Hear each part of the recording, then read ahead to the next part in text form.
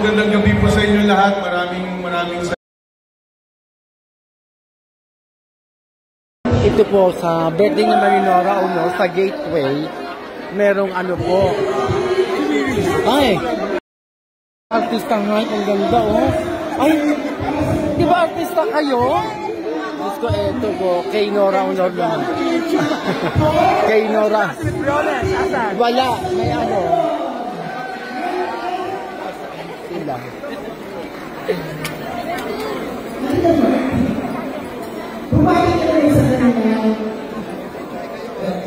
Ito naman po silang makikirain.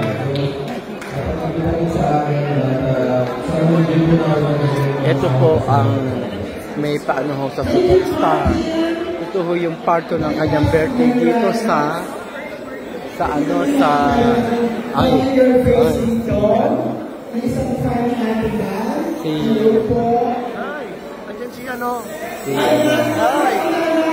ayan, Panay. Panay po isang the vlogger. Okay na ba si Annabelle? Ate, artista ba kayo? Artista yan, ano? Ay, artista ito. Galing. Ay, si Mercy. Ito ho, oh. Ilang taon po kayo na sila? Anahan po ninyo si Amiga. 67. Ito po. 67 ka? Ba't parang ano? Si ano? Pero hindi na namin siya. Ano? Ang bata pa kayo. Sige, ulit. Mga 35. Ayun, 35. Wala. Pagkasal po kayo na? Naki Marcoleta. Pasig. O, nakita niyo naman po. Ang lakas-lakas pa ni nanay. At nandito siya sa special screening ng pelikulang Panay. Maraming salamat. Kasama ba kayo sa shooting? Hindi, sila ate. Ikaw, Mercy, kasama kayo sa shooting? Kasama ka. Bakit hindi? Kalasan mo kayo? Ano? Ay, oo nga. Tumalaman ka pala. Oo, ang saya-saya ng birthday ni ate. Ano, o diba? Oh. Oh. Di ba nasa ano ka kanina? Oo, kanina. Ano po ang Kumusta mo yung mga may utang sa'yo? Sobrang magandang boss. Kay Martinez ko. Ang pagmamahal sa bahay. Nawala na sila ano. Yes, ate. Ano po pangalan po ninyo, ate? Oh? Mercy Santos, ilang taon na po kayo? 75. Again, ilang taon na ano po ang ating superstar? May mga lapang. Marami. Ako naging idol si ate. Maraming pagkain. Oh. May mga pa-sponsor ng pagkain.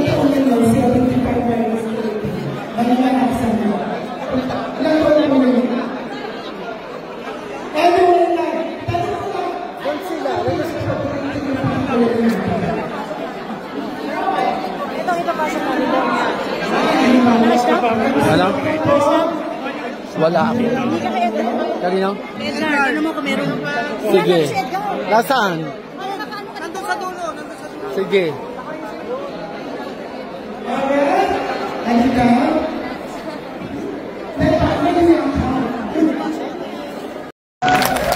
Nais lang po niyang basahin yung mensahe ng kanyang mami para sa inyong lahat.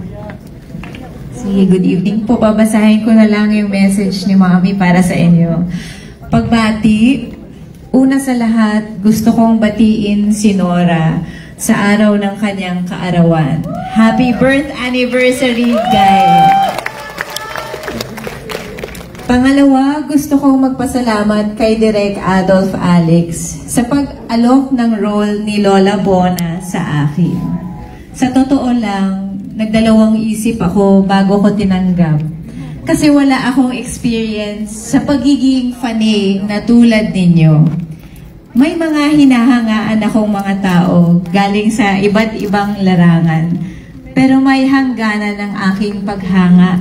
Hindi tulad sa inyo na marami ang mga sakripisyo para maipakita ang kanilang paghanga, ang kanilang pagmamahal para kay Guy. Nangako sa akin si Direk Adolf na ipakikilala niya ako sa mga die-hard fans ni Guy na makakasama ko sa pelikula.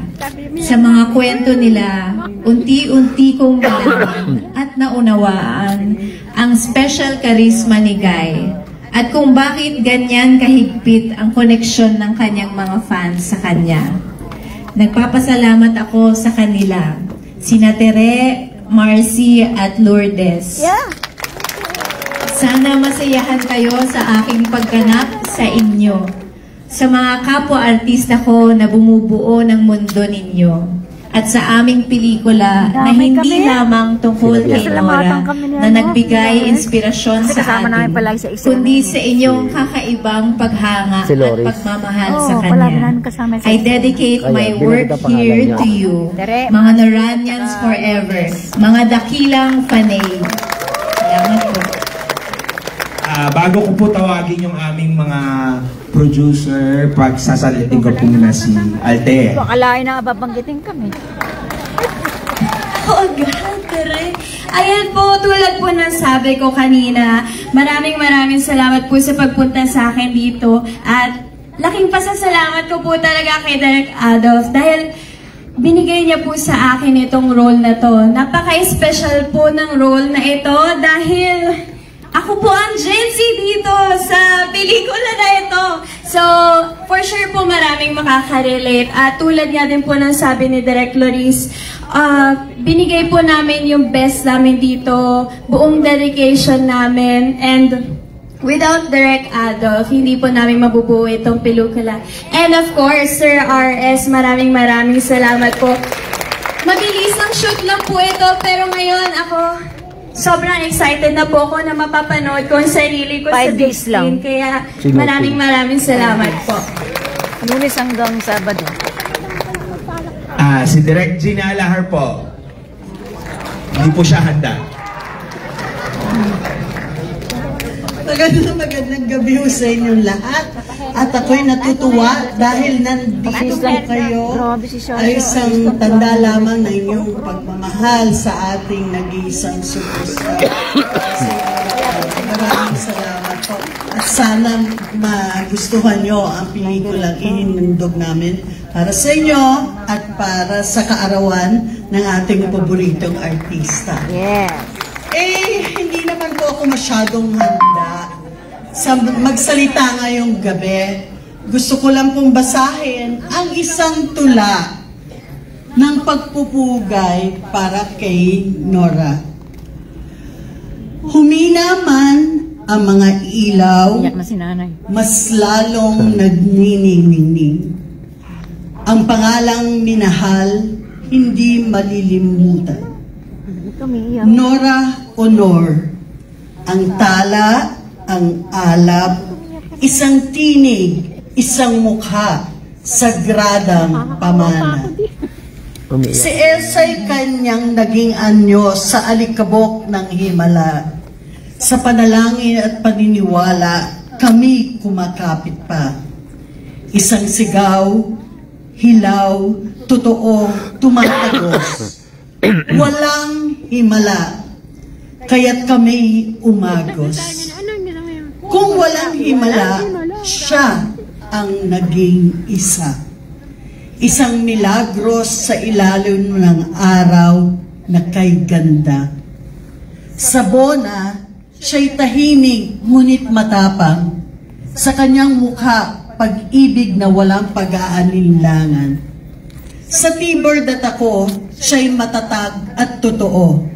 Binasag ang hadlang lumipad, sumulong ng buo. Bilang Andrea, ipinakita ang sakit ng ina. Bawat eksena ay sugat na hindi nasayang, kundi dakila. Sa gamo-gamo-gamo, umalingaw-ngaw ang tinig niya. My brother is not a pig. Sigaw ng dignidad at bansa. Sa bawat papel, binigyan niya tayo ng paningin. Binigyan niya tayo ng paningin, ng tapang, ng buhay na sa pusong malambing.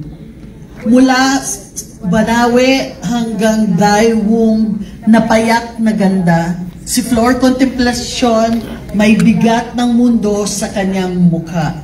Sa 3 taong walang Diyos, luhay walang kapantay, hinubog niya ang kasaysayan sa kanyang mga kamay.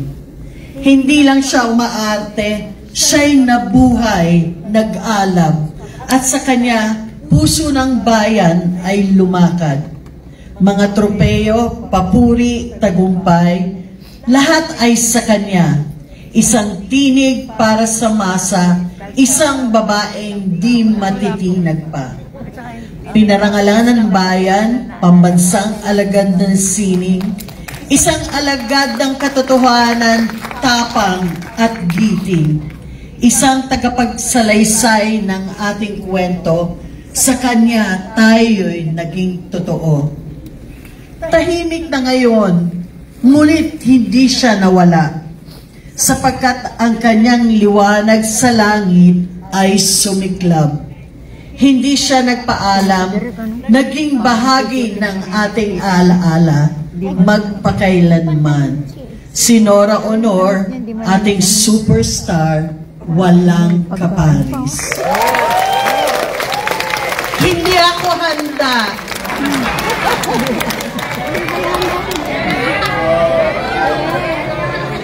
Handang-handa ka nga. Hindi binabaliktad yan. Ha? Binabaliktad niya lang yung... Bigyan po natin ng bulaklak, ha? Dahil tumula po si Direk, nanalo po siya ng first prize.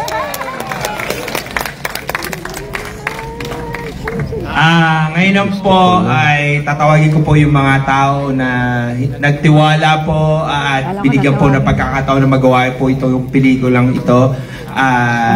Si Sir R.S. Francisco at saka po si Atty. Alain. Sir R.S. Atty.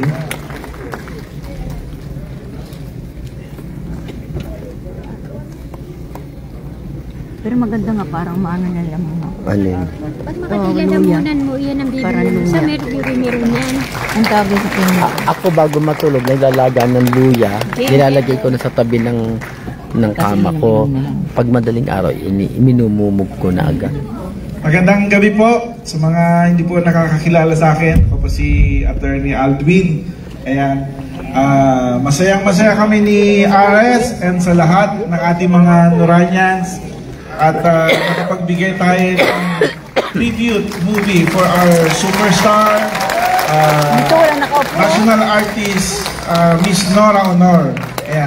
Sa lahat po ng mga nandito, maraming salamat po Sino sa ba inyo yan lahat. sa Himala? Ayan. Ay, ito ba yan? Salamat na marami, Atty. Aldwin. Magandang gabi po sa inyo lahat. Ako po si RS. Ayaw mag-upuan dito dahil Hayaan mo na sila. Nung ikikwento ko po sa inyo kung paano nag-umpisa itong project na Fanay. Nung nabalitaan ko po na pumanaw ng ating minamahal na superstar, nasa ibang bansa po ako. At wala po akong way na makauwi kasi marami pong nakaschedule ng mga linggong yon. So nanonood po ako ng live nila sa Facebook. Parang I felt na paano ako makakabawi sa ating national artist. At tamang-tama, si Direk Adolf, na nakatrabaho ko na dati po sa Misterio de la Noche, nag-message sa akin na kung gusto ko daw makipagkita pag uwi ko sa Pilipinas at pag-usapan namin yung pelikula tungkol sa mga fans ni Nora Honor. Hindi na ako nagdalawang isip. Alam ko, nung mga panahong yon, busy yung partner ko sa Lux White na si SV, Sam Versosa sa pangangampanya. Kaya hindi ko na siya tinawagan. Sinabi ko kay Adolf, sige, meet tayo. So pag-uwi ko, ng umaga, hapon, nag-meet na kami. Pag-meet ko sa kanya, nagkwento siya. Pero ibang pelikula yung kinikwento niya. Ibang artista. Ibang storya. Tapos hinintay ko. Sunod, nagkwento ulit siya. Iba na namang pelikula. Iba na namang artista. Sabi ko, Direk, tigil mo yan. Gusto ko yung Nora. Ikwento mo sa akin yung fan ni Nora. Sabi niya, oh RS, sorry, nalito ko. Ito kwento ko sa'yo. May isang lola, ganito, ganyan, ganito, ganyan. Sabi ko, kalimutan natin yung first two. Yung storya mo sa fan ni Nora, go na yan. Gawin na natin yan para sa lahat ng nagmamahal sa national artist natin sa buong mundo. Gawin natin yan. Yan ang legacy project natin kasama si SV dito sa movie na to.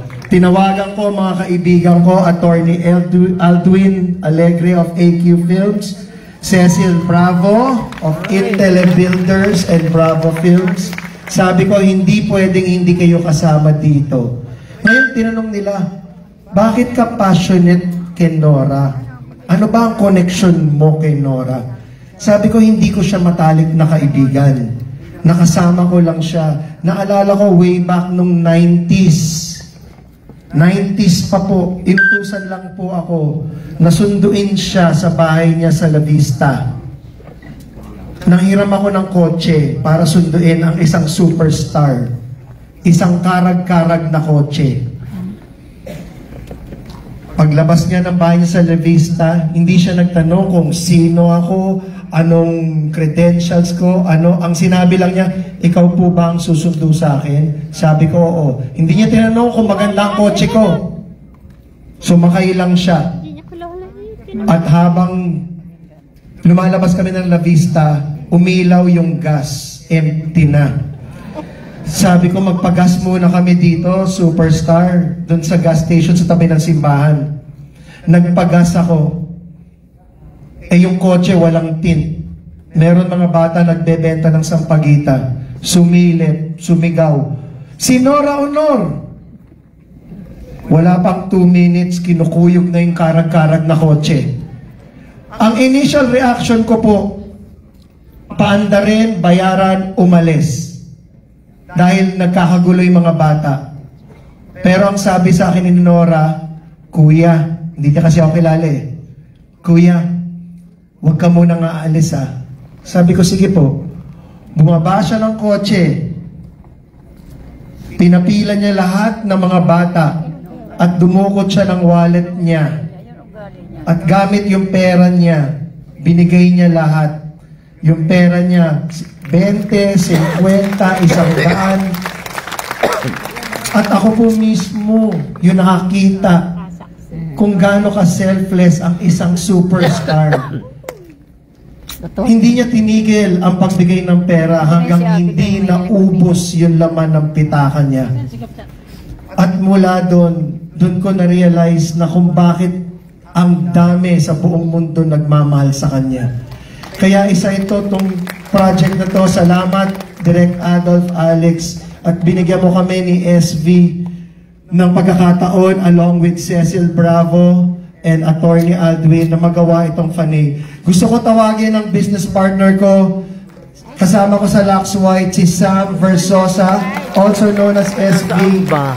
Kasi, bika dito SV, kasi naalala ko po, noong 2019, bago mag-pandemic, ang plano ko po talaga gawin para sa front row, kunin po si Vilma Santos at si Nora Honor para sa isang campaign. Nakausap na po namin sila parehas, nagkaroon lang ng pandemic. Kaya sayang, so sana kahit dito, makabawi man lang kami para sa ating superstar. Guys, pakilala ko po sa inyo ang business partner natin, SV. Kaya pala may SV. Maraming salamat po. Congratulations po sa buong production, sa lahat ng bumubuo ng pelikulang Fanay. Of course, sa aking business partner si RS. Matagal na po niyang kinikwento ang kanyang paghanga kay superstar Nora Honor. At ngayon, nandito na po. Sana mag-enjoy tayo sa panonood at alalahanin natin lahat ng ambag ni Miss Superstar Nora Honor sa ating industriya. Ilan po, maraming salamat. Direk Adolf, ano next? Pakilala natin yung pamilya. And also, meron tayong isang artista dito na baka mamaya after the movie, sabunutan ng mga Noranians. Opo, roll lang po yun ha. Huwag niyo pong kuyugin si Henry. Oro lang po yun ha. Nagpapasalamat din po ako kina Ian, kay Kenneth, at sa buong pamilya po ni Ate Guy dahil alam ko po na ngayong araw nito ay birthday Ate Guy at nandito po sila para suportahan yung aming pelikula at the same time kayo po ng mga fans ni Ate Guy. Ito pong pelikula is meant to be enjoyed. Kung gusto niyo